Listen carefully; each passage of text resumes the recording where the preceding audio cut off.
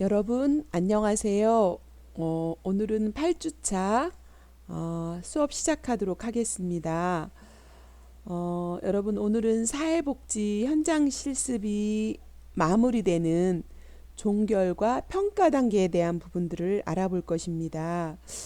여러분 실습이 종결된다 그리고 마무리한다라고 생각하면 어떠세요? 특히 기분 좋고 설레고 홀가분하고 아마 그럴 거예요.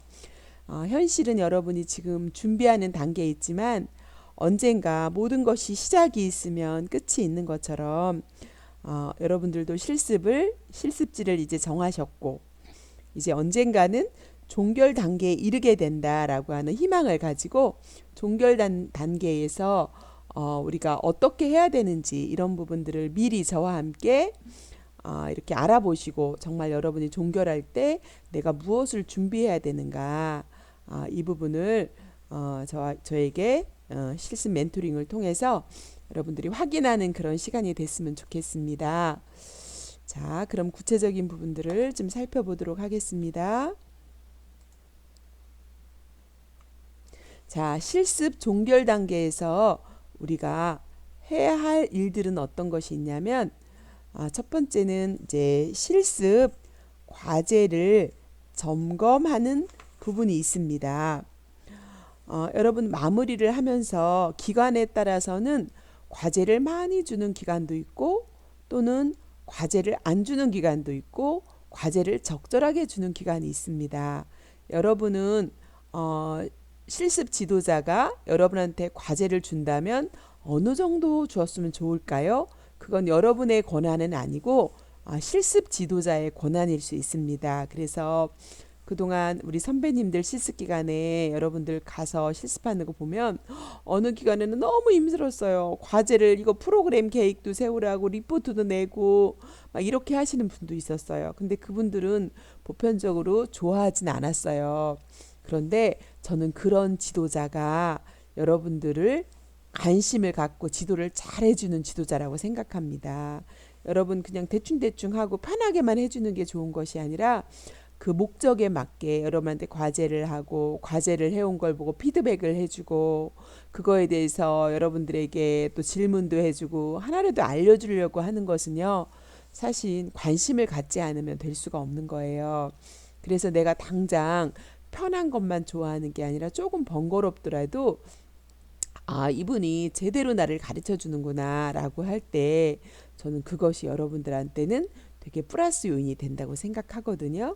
그래서 여러분들이 과제를 줄 때 좀 부담스러울 수도 있겠지만 직장일 하시면서 과제하기가 그것도 감사함으로 받으시면 여러분이 앞으로 기관에 가서 일을 하실 때나 그리고 여러분이 앞으로 실습 지도자가 되었을 때 여러분은 비슷한 사람이 될 거예요. 근데 과제도 안 주고 슈퍼비전도 잘 하지 않고 그냥 좋은 게 좋은 거라고 넘어가면 여러분이 그렇게 배운 대로 여러분도 할 수 있는 가능성이 6, 70%가 돼요. 그래서 우리가 정말 좋은 선생님을 만날 때 내가 미래에 좋은 사람이 될 수가 있는 거잖아요. 그래서 여러분들이 실습 과제에 대해서 미리 마음의 준비를 하시고 그거를 받아들이면 좋겠습니다. 자, 그래서 여러분이 실습이 마무리하는 단계로 들어가면 그동안 수행해온 실습 자료들을 내가 확인하고 또 실습 초기에 계획했던 실습 계획과 목표가 어느 정도 성취되었는지 여러분 중간 보고서도 작성하잖아요. 점검하고 또 성취가 안 된 부분은 실습 마무리되기 전까지 여러분이 그걸 마무리할 수 있도록 노력하시는 거는 누가 시켜서 하는 것이 아니라 여러분 스스로가 하셔야 되는 부분이다라고 말씀드리겠습니다. 그래서 실습생이 수행해온 전반적인 실습 내용을 모니터링 할 수 있는 여러분 모니터링 할 수 있는 일지가 있어야 내가 120시간을 일지를 제대로 썼는지 그리고 실습에서 내가 무슨 일을 했는지 그리고 혹시 사진 자료가 있다면 근거로 한 사진 자료는 준비가 되었는지 뭐 이거를 일지는 제대로 작성이 되었는지 뭐 이런 것들을 여러분이 점검하시는 게 필요하겠죠. 실습 일지를 점검해야 돼요. 자, 그리고 여러분이 기관 분석 보고서가 있을 거예요. 이거는 실습 기간 분석 보고서인데 필수로 들어가는 거예요. 그래서 실습 기간 분석 보고서가 작성이 되었는지, 빠진 것은 없는지, 이런 것들을 여러분이 마무리할 때 종결 보고 종결하기 전에 꼭 점검하셔야 된다라고 하는 거죠. 그리고 중간 평가 보고서가 있습니다. 중간 평가 보고서, 종결 평가 보고서라고 하는 것이 필수로 들어가 있어요. 실습일지 양식에. 그래서 여러분이 중간 평가 보고서는 작성됐는지, 그리고 중간 평가 보고서에다가 여러분이 더 이렇게 보완을 하셔서 종결 평가 보고서는 잘 작성이 되었는지, 그리고 작성이 됐지 않은 부분들은 여러분들이 더 물어보시고 또 실습에서 여러분들이 더 첨부하셔서 종결 평가 보고서까지 잘 마무리하셔야 돼요. 그리고 여러분한테 과제가 있다면 그 과제에 하신 것이 그쵸, 부록으로 과제가 뭐 한두 장이다 그러면은 실습일지 뒤에다가 여러분이 첨부해도 되는데, 과제가 부피가 많다 그러면은 부록으로 여러분 실습일지 뒤에다가 별도로 첨부하셔야 돼요. 네, 그리고 여러분이 사업계획서라든가 교육을 받았는데 기관에서 받은 교육 자료가 있다든가 그런 것도 부록 뒤에다 첨부하시고, 이런 것들이 보완이 필요하다면 여러분이 실습 지도자의 또한 자문을 구해서 수정하기도 하고 보완하기도 해서 여러분이 실습에 대한 과제라든가 또 실습 일지라든가 평가 보고서로 들어가는 이렇게 필수 사항들을 다 점검하시는 것을 실습 과제 점검 가운데 전반적인 것을 여러분이 확인하셔야 돼요. 이제 여러분이 실습 가시면 누가 이거 하세요, 하지 마세요 이렇게 하지 않아요. 여러분의 것은 여러분 스스로가 점검하셔야 돼. 그래서 여러분이 학교에다 이 모든 것들을 실습 일지를 제본해서 여러분들이 내셔야 되는데, 제본을 하시고 학교에 오시면 안 돼요. 여러분이 하신 모든 것을 이제 점검을 저한테 사인을 받으셔야 돼요. 그리고 실습일지도 사인 받으시고 뭐 해야 되는데, 이 모든 걸 사인을 받으시고 저한테 마지막에 학교 오셔서 확인을 하시고 오케이 이 부분을 이렇게 여러분이 확답을 받으시면 그거를 우리 학우님들이 다 같이 가능하면 표지를 통일시켰으면 좋겠어요.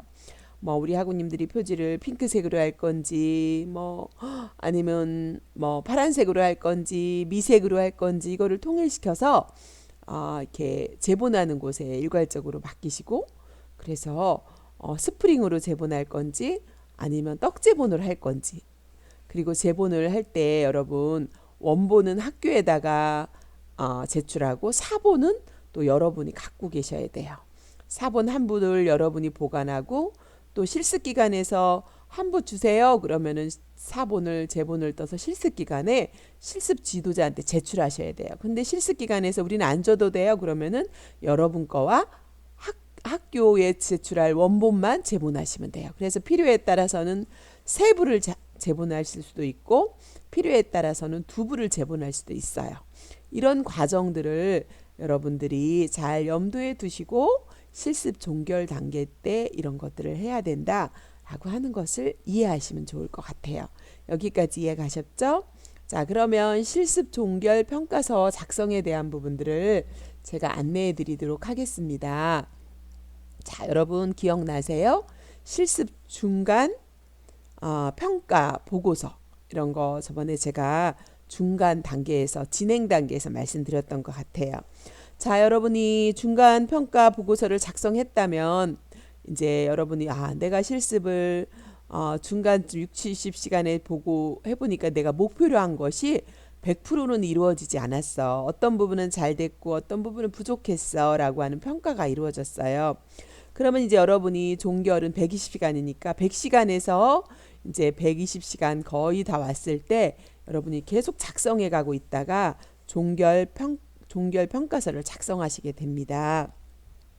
그래서 보통 실습 종결 평가서는 실습 마지막 주에 자신의 실습을 마치면서 실습 목표의 달성은 어느 정도 됐는지, 예비 사회복지사로서의 자세와 노력은 내가 어느 정도 했는지, 또 대인관계 능력과 활용 정도는 어떤지, 또 사회복지직에 대한 자기인식의 변화 등을 점검해 보면서 스스로를 평가하는 것으로써 학교와 기관이 실습생의 입장에서 제기된 해당 기관의 실습 교육에 대한 강점과 문제점을 인식하고 차기 실습 교육의 효과를 향상할 수 있는 계기를 마련하기 위해서 실습 종결 평가서를 작성한다라고 할 수가 있습니다.